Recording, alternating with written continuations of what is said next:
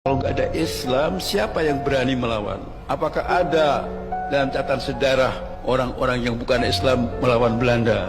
Belanda itu kerajaan Protestan Belanda. Sebelum Belanda datang, siapa penjajahnya? Kerajaan Katolik Portugis. Dia menduduki Malaka, menduduki Kalapa. Kalapa itu namanya Jakarta. Kenapa dirubah Jakarta? Diserbu. Siapa yang nyerbu? Cucunya Prabu Siliwangi. Siapa namanya? Syarif Hidayatullah. Siapa lagi? Fatahillah. Diserbu dan diusir Portugisnya. Lalu Kalapanya diganti nama Inna Fatahna Laka Fathan Mubina. Fathan Mubina. Lalu Jayakarta. Jakarta itu apa artinya? Kemenangan paripurna. Kapan itu dimenangkan oleh Islam itu? Tanggal 22. Bulan apa? Ramadan. Tahun berapa? 933 Hijriah. Kalau hari jadi Jakarta 22 Juni. Tahun berapa? 1527. Itu Hijrah, itu Masehinya. Ada, tapi bagus pertanyaannya, kapan Kristen datang? Silahkan Anda cek. Di semua buku-buku sejarah tidak pernah disebutkan kapan Kristen datang. Tapi Anda akan temukan, kita objektif ya dengan pandangan ilmiah ya, kita tidak membahas agama tertentu dan sebagainya, kita sedang bahas sejarah. Anda akan lihat sejarah Islam datang ke Nusantara. Sejarah Hindu ada di Nusantara. Sejarah Buddha ada di Nusantara. Tapi tidak pernah ada buku sampai hari ini membahas kapan Kristen datang ke Nusantara. Sampai muncul saat ini. Ya. Nanti ada pertanyaan besar, nanti kita akan temukan di akhir. Nah sekarang kalau pertanyaannya, kapan Kristen ada? Ya? Kemudian pelan-pelan, apakah hanya 3 atau 4 ini saja kepercayaan yang muncul? Benar.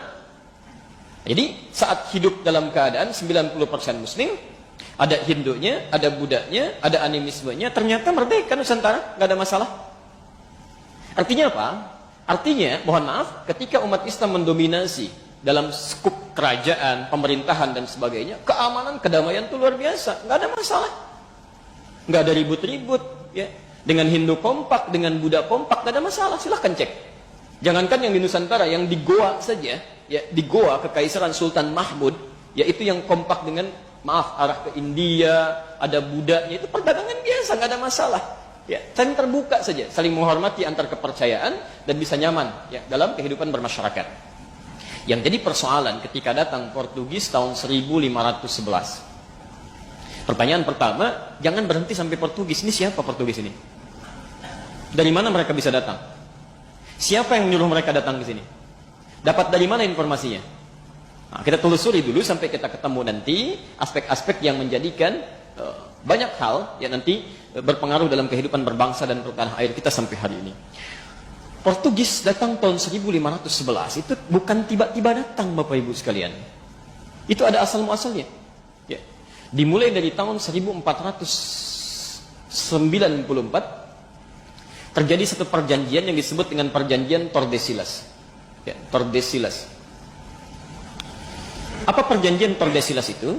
Perjanjian Tordesillas ini perjanjian yang diprakarsai oleh seorang paus besar bernama paus besar bernama Alexander ke-6. Ya. Setelah jatuhnya Granada, dalam kekuasaan Muslim di Andalusia dengan bersatunya Raja Ferdinand dan Ratu Isabella. Keduanya bersatu menaklukkan kerajaan Granada di akhirnya. Singkatnya, habis Islam di Spanyol. Muslimnya maksudnya, ya. Habis Muslim di Spanyol. Jadi kalau ada waktu lagi lebih jauh, saya akan cerita bagaimana konversi agama berlaku pada saat itu, bagaimana orang-orang Islam telinganya dipotong, diinkuisisi, sampai darah itu naik sampai ke tinggi permukaan tertentu, ya. Kita lihat tulisan saya dulu sini. Setelah selesai, ya, kemudian Paus Alexander ini mengumpulkan kekuatan-kekuatan pada saat itu, ya, tentara salib. Kemudian diberikan dekret, dibuat perjanjian. Dikumpulkanlah 2 kerajaan besar yang punya jasa pada saat itu menaklukkan Granada. Ya. Satu kerajaan Portugal, kenal dengan Portugis. Ya, Ronaldo belum lahir saat itu. Kemudian Spanyol, Barcelona belum ada. Ya. Macam-macam dia, tapi nanti ada kaitan loh ya, ada kaitannya. Ini Portugis dengan Spanyol. Keduanya dari Katolik. Ya. Di perjanjian Tordesillas ini, ya, kemudian difatwakan oleh Alexander yang ke-6 supaya keduanya ini melakukan ekspansi ke wilayah muka bumi dengan membawa misi 3G. Awas, ini nyata ya. Maka dibagi bumi itu ke dalam 2 bagian. Jadi oleh Paus Alexander ke-6, bumi dibagi kepada 2 bagian. Ada bagian barat, diminta kepada Spanyol untuk melakukan ekspansi ke sini. Ya. Kemudian bagian timur dimintakan kepada Portugis untuk bisa mengekspansi. Misi mereka langsung diberikan oleh Paus Alexander VI, disebut sebagai misi suci dengan misi Triji. Oh, di Triji dulu sudah ada. Ya. Oh, hati-hati ya. Apa misinya? Triji yang dimaksudkan, satu, gold. Ya. Awas, mencari emas, cari pemasukan, kan? Kalau ke kita nanti nyari rempah-rempah, ya. Ada emas, emas hitam, ada emas hijau yang teh, gitu kan? Ada kopi dan sebagainya, semua digali. Ini poinnya. Kedua, glory. Hati-hati, dia berekspansi, menyebarkan, ya, menyebarkan ajaran, menyebarkan wilayah, ya, mencaplok dan sebagainya. Ini misinya ini, hati-hati ya. Yang ketiga, gospel. Ini gospel, membawa misi Katolik. Ya. Ini pelan-pelan, misi Katolik ini dibawa, menyebar ke seluruh dunia dengan kesepakatan perjanjian Tordesillas oleh dua kerajaan ini. Di ketika Portugis datang ke Nusantara pada tahun 1511, ini puncak Triji ini memang dibawa, tiga-tiganya. Ya. Pelan-pelan. Jadi ketika mereka datang 1511, asalnya nyasar dulu Pak. Nyasar dulu ya. Dia nggak langsung ketemu sampai ke Selat Malaka, tidak. Karena mereka belum tahu bagaimana cara bernavigasi, menemukan tempat yang paling tepat ya untuk koordinatnya, ya sampai minta bantuan nanti kepada seorang navigator muslim namanya Ahmad bin Majid. Ya.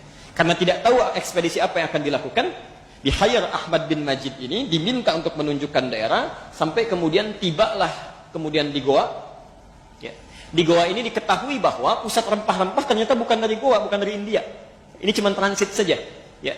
Ternyata diketahui berasal dari Nusantara. Maka tahun 1511 di bawah pimpinan Alfonso de Albuquerque, dia datang kemudian mengekspansi dengan ratusan kapal datang ke sini.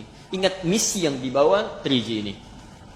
Karena bukan hanya mencari gold, kalau cuma cari gold juga dulu di Goa dengan Selat Malaka itu sudah pusat perniagaan. Nggak ada masalah. Nggak ada masalah. Ya. Tapi karena mereka membawa misi glory, misi ekspansi, ketika datang ke wilayah Goa ini yang jadi persoalan. Ya. Semua ditodong senjata pada saat itu. Kemudian tawarannya hanya dua. Kalau Anda tidak tunduk kepada kami akan perangi seluruhnya. Dimonopolilah kemudian perniagaan pada saat itu. Terhenti jalur perdagangan ke India sampai muncul banyak peperangan pada saat itu. Ya, pelan-pelan. Dampaknya apa? Saya langsung ke Nusantara, datang mereka membawa dua ini. Karena niatnya tidak murni untuk berdagang, tapi juga ekspansi, maka sambutan yang diterima tidak menggembirakan. Sambutan yang diterima tidak menggembirakan. Padahal sebelumnya sudah ada kerajaan Hindu, kerajaan Buddha, berniaga biasa-biasa saja. Ya, sampai ada perwakilan-perwakilan dari agama lain. Tapi ketika ini datang, kenapa sambutan tidak menyenangkan? Bahkan dianggap sebagai penjajah tadi. Ya. Karena pertama, mohon maaf, mereka datang dengan sikap ini. Ya, arogansi untuk menjajah.